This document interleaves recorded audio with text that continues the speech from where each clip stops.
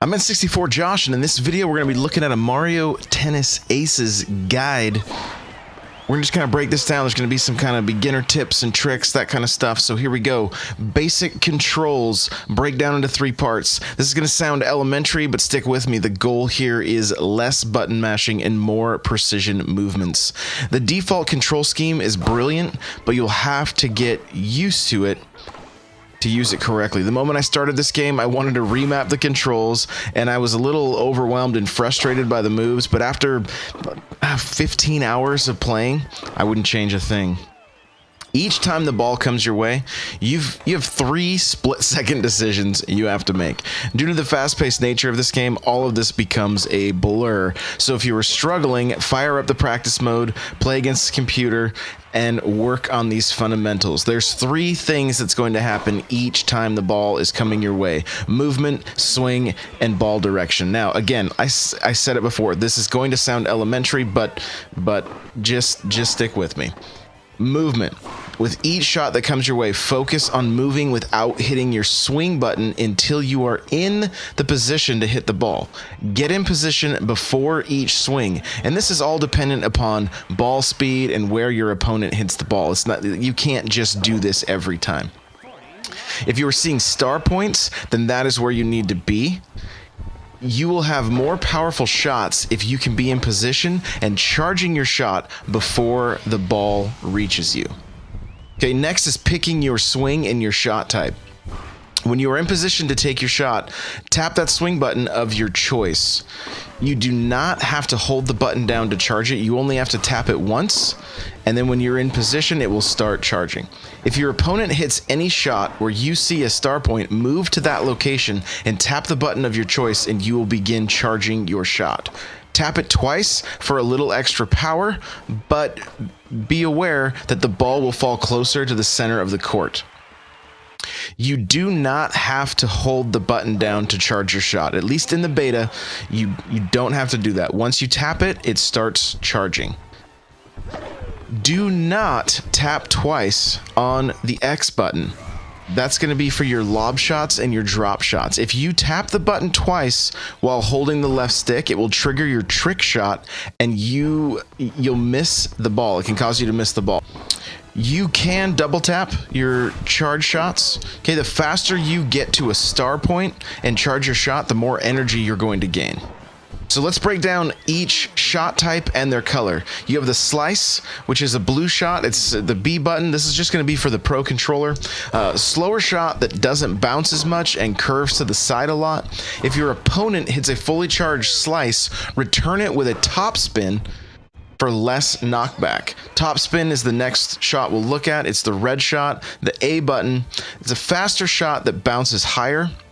If your opponent hits a fully charged top spin, return it with a slice for less knockback. Flat is the purple shot. It's the Y button, a shot that is faster than top spin or slice. If your opponent hits a fully charged flat shot, return it with a flat shot for less knockback. Drop shots, so the white shot, press down on the left stick and the X button. A shot that falls near the net, aim to fall at the front of the net. This shot is most effective after a series of power shots that move your opponent to the back of the court. The drop shot will drop the ball near the front, making it difficult to reach. When doing this, you don't want to charge this shot. If you want it to fall as quick as possible, right before the ball reaches you, down on the left stick, tap the X button once, and you will have the most effective drop shot. The best counter for the drop shot is a trick shot. If you are near the back of the court and you see the ball with the white tail, activate a trick shot to get to the ball before it drops. Lob is a yellow shot. You press up on the left stick and the X button. A shot that goes far into the court to get the ball over your opponent's head. This shot is most effective after a drop shot, or if an opponent likes to crowd the net and play up near the front. Anytime your opponent is near the net, use the lob to hit the ball over their head. The best counter for the lob is the trick shot, or hold R to activate zone speed, which is slow motion. The trick shot. Tilt up, down, left, or right on the right stick to activate. Trick shots allow you to leap toward a distant ball and greatly increase your energy. However, it's a risky shot. If your timing is late, you may lose the point or some energy. The greater the risk, the greater the reward. This shot will quickly close the distance for a ball that is otherwise out of reach. The trick shot works not only for balls out of reach to your left or right, but also those that are in front or behind. The zone shot. If you build your energy until the gauge is at least yellow, then press the R button, while on a rotating star, you can pinpoint exactly where you want to hit the ball on your opponent's side of the court by pressing a shot button to unleash a zone shot.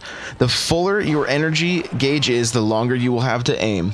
Use this on opponents who have low energy bars and place shots as far from them as possible. Low energy and long distance will keep your opponent from blocking with zone speed and likely result in a point for you. Learning to pull off the zone shot quickly can catch your opponent off guard. The longer you are in the air aiming, the more time they have to react. Zone shots can be blocked, but blocking too early will weaken your racket. 3 early blocks will result in a broken racket. Zone speed can counter zone shots. Waiting until the last second to return a zone shot will reward you with a block and no loss of strength to your racket. This is a very effective strategy. If you use this on the regular, you can weaken your opponent's racket and possibly get the knockout by breaking both of their rackets. So keep that in mind as a way just to mix up your playstyles. The special shot. Press L button when energy gauge is full.